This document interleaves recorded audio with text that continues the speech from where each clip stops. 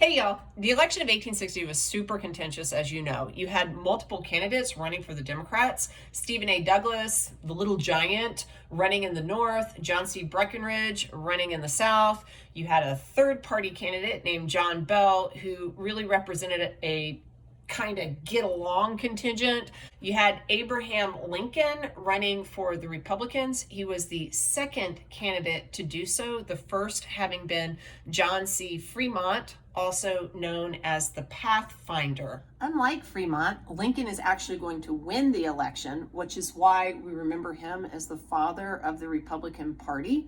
But he's going to do so with essentially just the Northern vote. Dude did not even appear on 10 of the 11 Southern state ballots. What? Why was that? You had to get someone to go out and get a candidate on a ballot by having enough constituents support his run. In the South, that was kind of dangerous when it came to Abraham Lincoln. This was not a good thing to knock on the door of your neighbor and say, "Hey man, you want to support that House divided guy? He's actually a moderate Republican. Let's put him on the ticket." No. If you wanted Abraham Lincoln, you'd have to write him in, and since a secret ballot didn't exist back then, that also was dangerous. To show you how much people didn't like Abraham Lincoln in the South, in Virginia, where he did appear, he only got less than 2% of the popular vote. Even though this was all fair and square, the Southerners felt a bit salty, and they started talking about secession.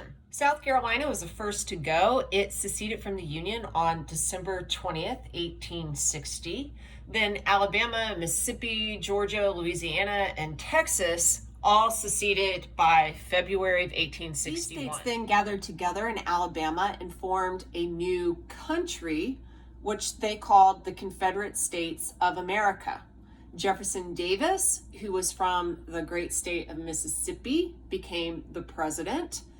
Interestingly enough, y'all, Jefferson Davis was kind of a compromise guy. He was more moderate on the secession question. He didn't really want to secede from the Union. He was kind of like the guy that the Republicans choose, Abraham Lincoln, a more moderate person if you're looking at the overall group. At the very least, Jefferson Davis is often viewed through an extremely narrow prism today, where people discard many of the things that he did before becoming president of the Confederate States of America. Alexander Stephens, who was also in the actual time period viewed as moderate on the secession question, was appointed to the vice presidency. You'll often hear Alexander Stephens referenced because he will give a very famous speech in Georgia that's called the Cornerstone Speech. And in this, he will say that the foundation, the cornerstone of the Confederacy, is the protection of slavery as an institution. It is about white supremacy, which is why, of course, the Confederacy is going to need to lose the war. That said, don't make the mistake of oversimplifying the Civil War, because how many times do I have to say it? It is really complicated. Not everyone is fighting for the same reasons. Not everyone has the same motivations. Not everyone is going to see this as even about slavery, even though slavery is woven all the way through it. To see some of these complications, all you have to do is think in your mind about how the different sides will end up naming this war. The United States will refer to it as the Civil War, which is what it is because the South loses. The South, however, will call this the war between the states because they will feel as if they are a separate country, which will then be forced into submission. Old timers will also call it the War of Northern Aggression, which is no longer considered an acceptable naming, but it still tells you an awful lot about memory and how people think about this particular event.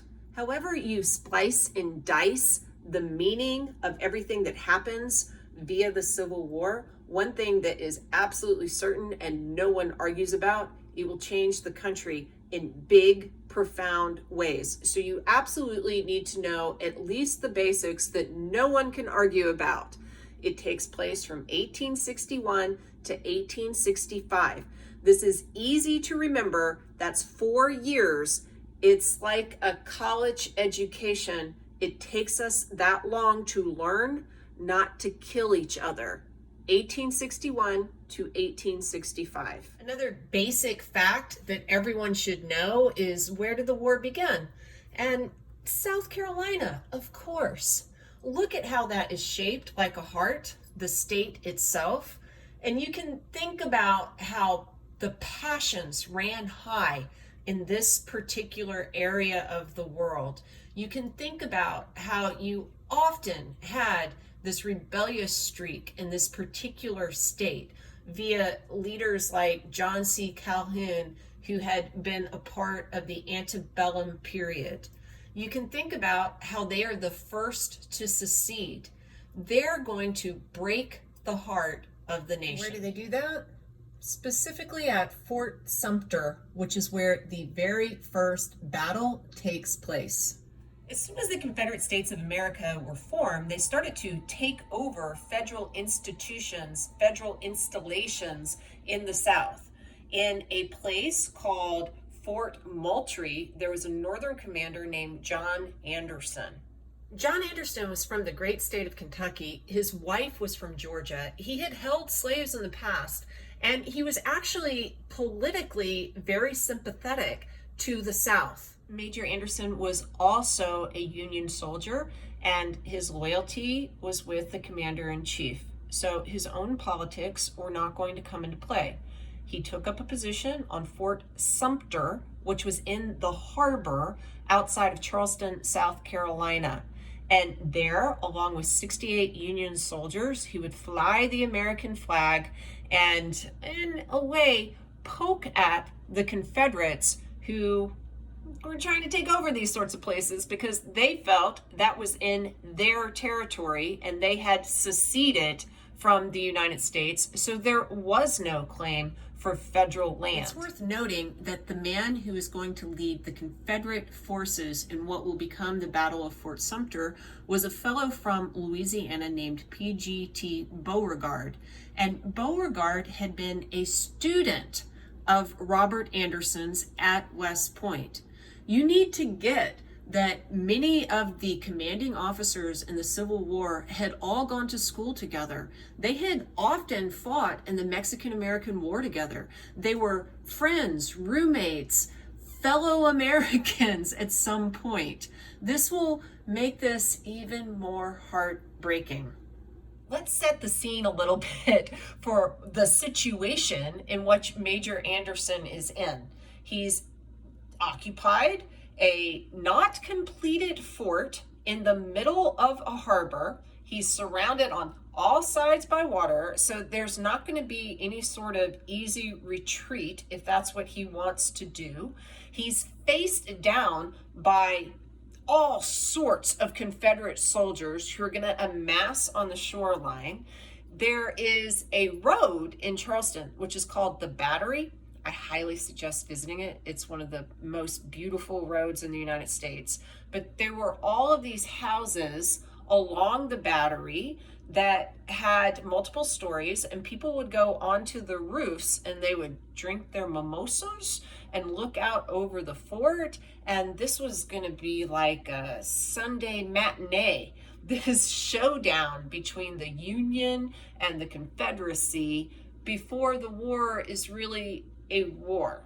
Even if you're not a military genius, it should be pretty obvious to you that this position on Fort Sumter was not defendable. At some point, Anderson is going to have to leave. So why does he stick it out for a while?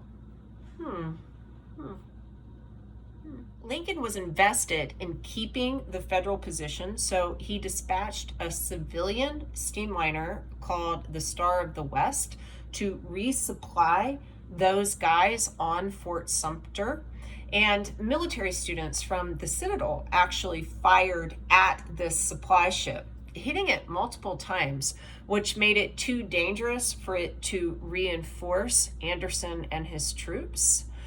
Then an evacuation deadline is reached that Beauregard had laid down, and firing erupts at the fort itself. The battle took place over a period of many hours, and some of the barracks caught fire within Fort Sumter, and eventually Anderson is going to accept terms of surrender, which included the idea that Northerners were free to return to the North, and they could also, because they had fought bravely and stood their ground, give themselves and their flag a 100-gun salute. Because, again, Beauregard and Anderson respected one another. They were soldiers on different sides of a war, and this is, at this point, a very genteel affair, a matter between gentlemen. There weren't even any casualties during the battle itself, though I don't think this would be a comfort to the mothers of the 2 Union soldiers who will die as a result of that cannon that is doing its own salute to the Northern troops, backfiring and instantly killing one guy and mortally wounding another. So 2 people do actually get killed as a result of the engagement at Fort Sumter. And when everything began on the Confederate side, one of the Confederate officers' horses had a heart attack, and he died too. Not as notable, obviously, as the Union soldiers, but I mean, it is what it is. By the way, history really comes to life when you understand something about the people who make it. So I think it's worth mentioning that Abner Doubleday, a fellow who is often credited with inventing America's pastime, baseball, served at Fort Sumter for the Union. On the Confederate side, if you're into science, there's another fellow who's worth mentioning, a committed secessionist. His name was Edmund Ruffin. Ruffin was a planter from Virginia who actually is known as the father of soil sciences because he figured out how important crop rotation was. So he has a space in the history books that is quite separate from his engagement with the Confederacy.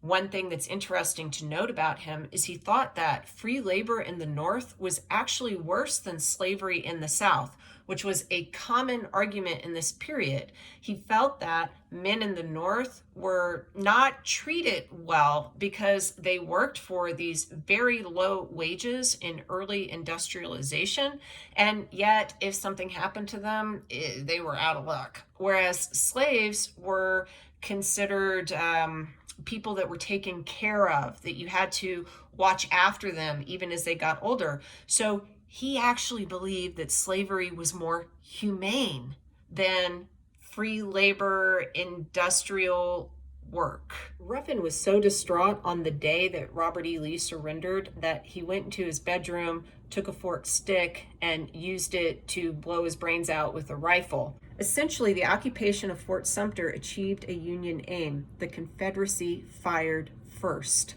Lincoln was then able to proclaim an insurrection against federal authority, and he asked for loyal state militias to provide troops.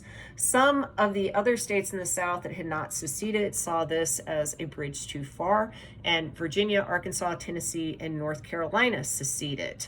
Some slave states, however, stay within the Union. The first major battle of the war would then take place in Virginia on July 21st, 1861. This is called the First Battle of Bull Run by the North, or First Manassas in the South. Battles were often named differently by the different sides, and ultimately it will be a Confederate victory, but more importantly, it will show that there's not going to be anything genteel or nice about this war. It's going to be bloody, brutal, and long. I'll talk to you next time. Bye.